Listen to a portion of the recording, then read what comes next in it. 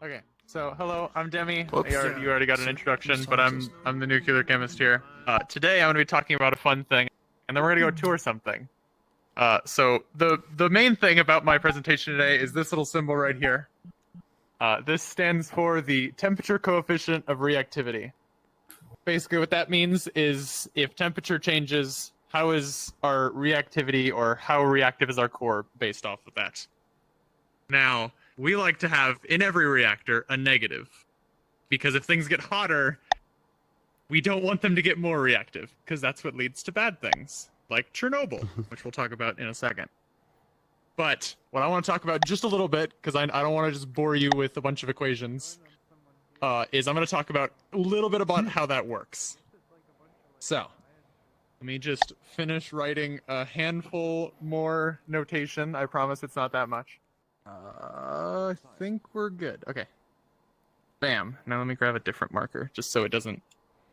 so I can erase it easier. And I'm also going to do this. This is just a graph. I'll explain in a second. Okay, so, basically, let's say we had reactor power go up. Mm-hmm. Arrow right here. So, our reactor is generating more heat than we are taking out. Which means our average coolant temperature, it's going to get hotter. So it's going to be greater than 0. Or I could just draw an arrow here. Now, what that's going to mean is we come over to here to our reactivity changed based off of our temperature. And this is positive. Now, the reason we have it negative, which is right here, is because that's actually going to make sure our reactivity goes down. And through this, where do we go? That's positive. That is actually going to lower reactor power back down to steam demand. Now let me show you that quickly here. Oops. Let's say our steam demand was constant, and maybe we withdrew rods or something like that. That's going to cause power to go up. Well, what's great about this is it's going to come right back down. Now, I know it's a bunch of equations, but basically what this is telling us is if things get hotter, either our power goes up or our steam demand goes down, it's going to be inherently stable. Now, let's say it wasn't negative. Let's say it was positive. So we'll continue. Whoops, yeah. Power is going up, which means it's getting hotter. But instead of our temperature coefficient reactivity being negative, meaning that if it gets hotter, it gets less reactive. Now, when it gets hotter, it gets more reactive, which doesn't sound like a good thing. And it certainly isn't, because now we're more reactive, which means our overall reaction is higher, which means our power is getting even bigger. Now, something that happened in Chernobyl, going back to that, is kind of different, but it's still the same. Instead of a temperature coefficient, which involves having liquid there, their void coefficient, which is the empty space, was positive. And that's one of the reasons why it went bad. For those of you who don't really know too much about Chernobyl, a rough summary is during a low power test, Unit 4 shut down the power regulating and emergency safety systems, which is a very bad thing. Removed most of the control rods from the core, making it extremely reactive, and allowed it to continue running. That caused the uranium to overheat and melt through those bears. I was gonna say the main thing too was that they were cheap, and the emergency button to stop Chernobyl, the very ends of the rods were tipped with graphite on the ends to make them cheaper. And as soon as those slammed in, it was the final detonation of blowing up the reactor. Oh yeah, there was a lot of things that made Chernobyl go wrong, and I'm going to talk about a few things, but we're actually going to go inside of the sarcophagus on our tour. Field trip. Wow. Hell yes. Yeah. Do I need a parent permission form? Or... Yeah, I just need you to all sign away your lives right now, and you're probably going to die. But it's worth it, right? Yeah. If it means I don't want to pay those debts. I didn't really have one anyway. That's what I was giving Yeah. Oh, I can just do this. Group. Haha. Yeah, I've always wanted to take a bite out of that. What's it? The elephant's foot? Is that what it's called? That's what I'm doing. I'm just doing. Is it still there? So I think I've heard your name before from one of my friends. I don't know if you know J-Rock. Yeah.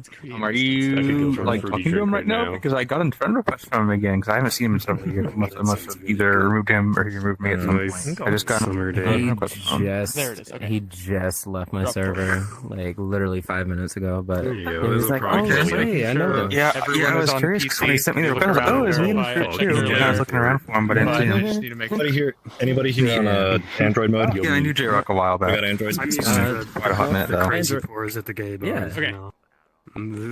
So stay toward the beginning, Bucket. and also there's a noisy narrator that's just talking.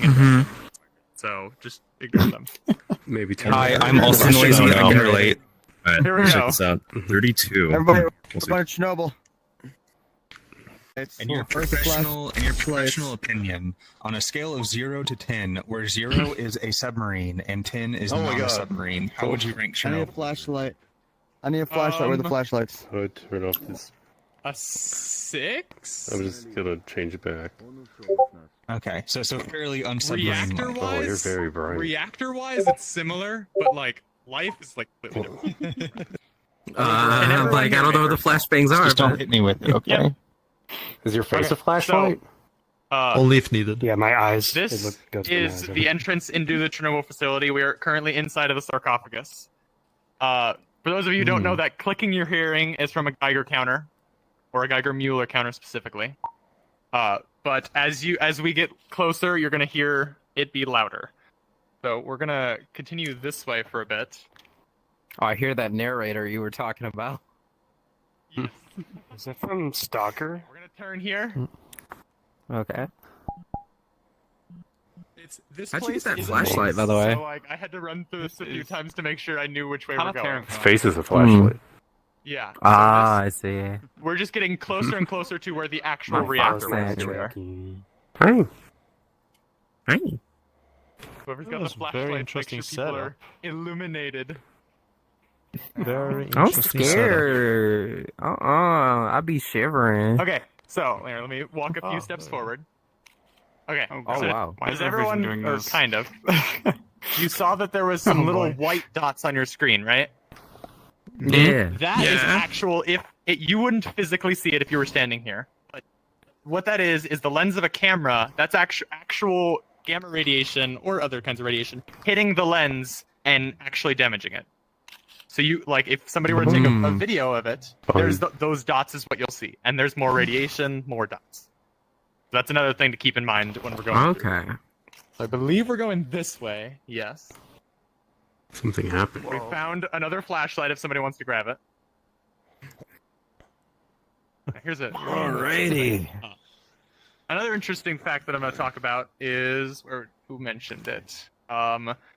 When they inserted the rods to try to shut down the reactor, it's called a Scram. Now, what's funny is Scram is actually an acronym. It stands for Safety Control Rod Axeman. And it's kind of a funny story of how that works. Is the first there isn't like an official way etymology. There we are. But how it worked is what everyone kind of assumes is when Enrico Fermi was helped designing and building that first reactor, they actually had the control rods held up by a rope.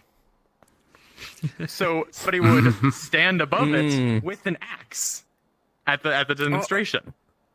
And if the reactor went bad, they were supposed to cut the ropes with the axe. That first Axeman was actually Norman Hilberry, I think. Another just random tidbit fact. Okay, let's make our way this way. Another flashlight over there. Oh, there is more flash. Somebody get it. Yeah. Oh, thank you. How was the field trip? Oh wow. It was great. This is dope. We're slowly making our way This is closer. really and closer. immersive. Yeah, I didn't even know this world existed. This is Me really neither. cool. I actually somebody showed it to me in virality. Okay, We gotta die. I'm so Now scared. your Geiger counter is going crazy. Because we are a lot closer. You can also see the dots a lot easier. On the other side of this wall is actually where we're going. So it's gonna get kind of spooky as well. Or is it this way? Okay. I wonder if we will see actually the Just making sure people uranium are pour through the following. pipes. Okay. So, past this way, it's gonna get a lot louder because of all the dots. We're gonna make our way up to the kind of standing platform. I'll talk a little bit, and then we're gonna hit the ladder that's up there, and I'll show you where that is too. Don't forget you can reduce world volume. Oh yeah. Oh boy. That too. Dark. Oh, that's graphite. Oh, we'd be dead right now. We'd be so dead. Like I said, you might want to turn down your world volume because it is gonna get loud, or it is louder. This is actually where the reactor was. In this case, we are kind of standing on top of the current elephant's foot. It has gone down and been smaller and more radioactive, actually. But this is where the reactor is. This ladder right here, we're going to click it, and then the narrator is going to be even more noisy. Look at that. Click the ladder. Lost one. Everyone up to that monolith up there so we can turn off this narrator. And then I'll continue talking. And we've got a better view up here. Okay. So we're going to kind of walk over here.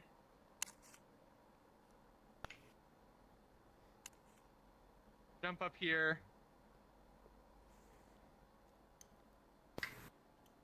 You're going to click on this crystal. And then you're going to say, you can turn off a bunch of stuff. You can make it lighter. You can turn off your dosimeter. Yeah, I And just you can turned turn on off a the mirror, world but- volume. Yeah, that too. So, here, as you can see, that is the top of the reactor. This is reactor 4. When there was a steam explosion due to the heat, that kind of popped off and blew up. You can also see the roof of the sarcophagus here. And like somebody already mentioned, you would be incredibly dead here. The radiation levels here are very lethal. Those are all of the control rod drive mechanisms. Those are basically how they would have connected. And then you can see that there was a few scattered about. These are the graphite control rod ends. There's a different term for it, but I don't remember. Yikes. Tell Mm. Yes. how warm was the explosion like in terms of the steam? Just asking if you know. So, the reactor, at that point, let's see. So typically reactors are, depending on like what kind and stuff like that, for this, it would got, let's see, for this one, it would have gotten, I don't know off the top of my head, but if I were to take an educated guess, it was several thousand degrees. Oh yeah.